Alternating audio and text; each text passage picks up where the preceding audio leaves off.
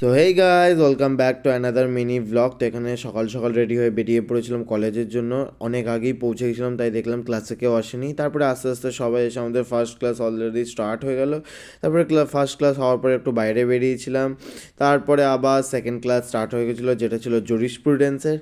তারপরে লাঞ্চ টাইমে গেছিলাম একটু ক্যান্টিনে বেশ ফাঁকাই ছিল আজকে। হ্যাঁ, ক্যান্টিনে আজকে সেরকম কিছু খাইনি, শুধু একটু ধোসা খেয়েছিলাম, যেটা খেতে ভালোই লাগছিলো। তারপরে গেছিলাম আমাদের কলেজের একটু থিয়েটার ক্লাবে, যেখানে সবাই আমরা একটা প্র্যাকটিস করছিলাম। সামনে একটা সারপ্রাইজ আছে, তোমাদেরকে পরে বলবো। প্রায় অনেকক্ষণ প্র্যাকটিস করার পরে থিয়েটার ক্লাবে বেরিয়ে পড়েছিলাম ফ্ল্যাটে আসার জন্য। ফ্ল্যাটে এসে গেছিলাম একটু বাজারে গিয়ে কিছু জিনিসপত্র কেনার ছিল। দেন তারপরে ফ্ল্যাটে এসে তারপরে খেয়ে নিলাম কফি খেয়ে বানিয়েছিলাম আজকে গাজরের হালুয়া আর গোলা রুটি।